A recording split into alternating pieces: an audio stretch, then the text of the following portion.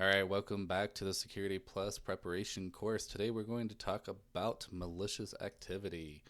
So the agenda for today is we're going to be talking about DDoS, we're going to talk about DNS attacks, reversal attacks, we're going to talk about escalation and execution attacks, talking about those glorified replay and session hijacking attacks, on-path attacks, and some indicators of compromise. And remember, we're going to be thinking about these all in the terms of Security Plus. So some things we could go deeper and we're not going to go too deep with just because I don't want us to get too confused because the Security Plus really only wants us to know more definition. So let's start into it. Let's talk about DDoS. So DDoS is probably the most popular attack most people have heard of before. It stands for the Distributed Denial of Service Attack. It's basically when multiple compromised systems flood a single target, such as a website or a server or network, and this just helps overwhelm it with so much traffic that it prevents authorized users from accessing the resources or even crashes the resource. Now, how does it work? Well, it starts with botnet creation. So the botnet creation is normally when the attacker is going to infect a ton of devices with malware, turning them into bots or otherwise known as zombies, depending on how you read this. And these devices then collectively will be referred to as a botnet. The attacker itself will then select a target, such as a website or a server, and then often they will choose it for high visibility importance, such as online services. Think about Google. If you try to dig down Google or government websites, then they'll start flooding the attack. So they're flooding the target with commands where they'll send massive amount of volume to the target simultaneously. This could be HTTP requests, pings, or even just junk data. Then the server itself or services itself will then run out of resource or resource exhaustion, where the CPU memory is overwhelmed by the sudden large surge of traffic, and then legitimate users just won't be able to access it because resource depletion, effectively causing a denial of service. There are a few different ways of doing a DDoS attack. One of them is going to be the volumetric. These attacks aim to overwhelm the target's switch by flooding it with massive amounts of volume, like ICMP or often legitimate traffic. Or we can things like protocol attacks. Protocol attacks take network protocols to overwhelm the target's resources. The most popular here would be like the ping of death, using like ping 3 or hping 3, or we can use like SYN floods, which we can craft SYN floods even using the common tools like Nmap. Now, these two types of protocols are just not being used the way they were designed. So a protocol attack is normally taken as protocol and not completing how it's designed. Lastly, we have application layer attack, where we use legitimate requests like HTTP requests for web traffic, but we may focus on a single point of the application, like a single file on the server, to try to get it to be bogged down as much as possible. Well, how do we mitigate this? Well, we mitigate it through DDoS protection services. So a lot of times it's either third-party services or maybe even things like Cloudflare or Alchemy, where these services are designed to absorb large amounts of traffic or even filter out those malicious requests while still allowing legitimate requests through. We may even want a rate limit, basically restricting the number of requests that a user and IP address can meet. Now, this sometimes will work, but sometimes won't work from overloading the system. We might even want to do traffic filtering. Well, we'll use IDS or IPSs to make sure that it filters out malicious traffic before it even reaches the target. Might use something like anycast routing, which allows us to distribute the traffic across multiple servers in different geographic locations, making DDoS attacks that much harder to be successful. Or lastly, which as part of anycast routing would be redundant infrastructure, where we can have load balancers or multiple data centers all working in unison. So that way, if one server does become overwhelmed, legitimate traffic can be rerouted to others. Let's move on to DNS attacks. Remember, DNS is a fundamental component of the internet, and we use it every day. It takes human readable domain names and converts it from IP addresses and vice versa. Well, how does it work? Well, first, the DNS resolver is going to get the query from the user's browser and start looking up the first process. Normally, we'll call our DNS server, and then it may communicate with a root server. The root server itself will resolve from our DNS server and get the information from the top level domains such as .com or .org. And then the TLD server, the top level domain server is what that stands for, will then provide the resolver with the IP address of the authoritative DNS server. The authoritative DNS server will then provide an IP address back from the requested domain, and the response will then be returned to the browser, allowing it to connect to the website. Well, what are popular DNS attacks? Well, the first attack will be our DNS cache poisoning attack. DNS cache poisoning, otherwise known as DNS spoofing, occurs when an attacker injects false DNS records into the cache of a DNS server. As a result, the users are directed to an illegitimate website compared to the legitimate one, and this could be like phishing attacks, malware attacks, credential harvesting, whatever it may be. There could be DNS tunneling, where the DNS tunneling is a method where attackers use DNS queries and response to tunnels of other types of data, such as malware commands, like think of C2 servers. And since DNS traffic is allowed through firewall, DNS tunneling can be used to bypass security controls. So basically, we're pushing port 53 to do other things, such as data exfiltration or even importing data directly. We can use DNS amplification attacks, where it's a type of denial of service attack, but just for small DNS queries.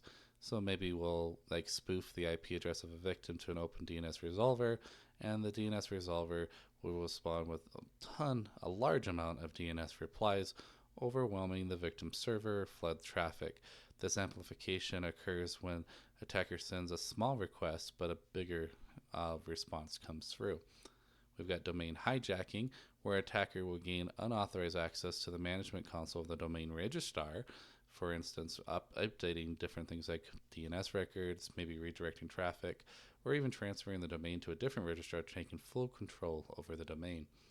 We've got DNS reflection attacks, where the attacker will use a network of compromised devices to send DNS requests to an open resolver, spoofing the IP, being the victim being one of them, such like a botnet, which then the DNS server is going to all respond to the victim server, overwhelming it with traffic. Another way of doing a DDoS. We got typo squatting, where it's a social engineering attack where attacker registers a domain similar to a legitimate one, but making a very small change in the domain, hoping that either a user will accidentally mistype the legitimate domain or use phishing attacks to get you to click on the link to go to the illegitimate website. We got DNS flooding, where attacker overwhelms the DNS server with a high volume of requests. This way, again, we're exhausting the servers. Now, this is normally not a DDoS, but just a DOS attack when we're dealing with this. And then lastly, we have the fast flux DNS, where attackers are using to hide phishing and malware distribution sites behind rapidly changing IP addresses. This way, the attacker keeps changing and updating the DNS record associated with the malicious domain, making it very difficult to track it down. Let's go to a website attack, like a directory traversal attack. A directory traversal attack, known as a path traversal attack, occurs when an attacker manipulates a file path within the web application to try to get access to files that are outside the intended directory. What does that kind of look like? Well, here's an example straight from our book again. Here's an example of PHP, where the PHP says, hey, get that file name, and it's going to be in var www html user. But what happens if instead we do the file, we try to go up 4 levels, like ... and then we go to etc password? Will it let us? By doing that within the string, basically we're trying to get an etc password directory file being printed to the screen. If it let it, then we would get the password file from the server, allowing us to traverse throughout the path outside of the web server and access maybe any file within this server. And this is a very common misconfiguration within the web server itself. Let's talk about escalation attacks. An execution and escalation attack is a type of an attack where an attacker first gains the ability to execute malicious code on the target system, then attempts to escalate their privileges to gain more control over the system. Well, how does it work? Well, first we've got to get initial exploitation. Initial exploitation is where we're gaining a foothold into the system. Now, somehow they get in through a software and application. Maybe it's phishing, exploited, unpatched software, or even using social engineering attacks. Once they get in, they're going to execute their code. This gets them the ability to execute additional code onto the system. And at this point, they're going to try to find a way to get privilege escalation by exploiting, again, privileges within the operating system. And remember, we still have our vertical and horizontal privilege escalation here. And then lastly, we have post exploitation, where we are going to exploit our privileges to gain full control of the system. This way we can access or modify sensitive data, install rootkits, disable security mechanisms, or even move laterally to other systems, especially if we get domain admin credentials. Anywhere within that domain would we have full administrator credentials. Let's talk about replay attacks. Replay attacks themselves are a type of network attack where the attacker intercepts and captures valid data transmission, usually a session or authentication credentials, and then it will retransmit it at a later time to gain unauthorized access. Well, what does that mean? Well, let's say you're talking from your computer to a server, but meanwhile, the attacker is able to sniff that communication. They can see that communication, and what they'll do is they'll just replay it to the server, and hoping that that server's replaying of that transmission gives them access to the server. If it does, then they will have the same access that you would. There are a couple different commonalities when it comes to replay attacks. Most of it's going to be authentication replays or even session replays. We can do man-in-the-middle attacks where they position themselves directly between the two parties and act maybe as the server. So you think you're talking to the server, but really you're talking to them, and they'll replay the information to the server. Or it could just be a cryptographic replay itself, where even if the data is encrypted, the replay would be possible because maybe it doesn't validate uniqueness or timeness of the cryptographic, and so maybe the server will let them run the same cryptographic algorithms. Well, how do we protect this? Well, using a one-time use number, for instance, randomly generated values by the server to the host to have a transaction for each request. This way, if you do a replay attack, the attacker cannot use a previously captured request with the same unique number. Maybe we'll use timestamps or expirations, session tokens, and short lifespans. Maybe we'll do mutual authentication, basically saying we're going to re-authenticate every time we communicate, or maybe encryption with freshness validation, which allows us to, even if the data is encrypted, we can say the freshness of each request. So if the message has been used before, then the encryption will then no longer allow this to be used again and then deem the packet fake. Which brings us to session hijacking, where we take this a step further. It's a type of an attack where the attacker takes control of the legitimate user session of a web server, allowing them to impersonate the information. Now, this looks a lot like our previous example for replay attacks, but instead, what we're doing is we may be stealing the session ID. Now, these session IDs, or otherwise known as a token, will allow certain traffic while it's still valid, and allow us to then push on that session ID to gain access to the same server. So the user logs into the application, the session then gives them a token back, but the attacker steals a token mid-transit. The attacker also replays the same token while you still have access and gain unauthorized access to the server. Now, we've seen types of session hijacking before. One of them could be like cookie theft, basically looking at the session hijacking directly from your user session. We can use session fixation, which fixation attack allows the attacker to trick the victim into using a session ID that the attacker already knows, basically putting it like on the URL. It could be a man-in-the-middle attack where they're intercepting your traffic, so now they can use the same token in transit. It could be a cross-site scripting attack, an XSS attack, which could be where the hijack session is injecting malicious code into their website. It could be session prediction by using a previously known session. Maybe they can just increment the number and get a different session ID.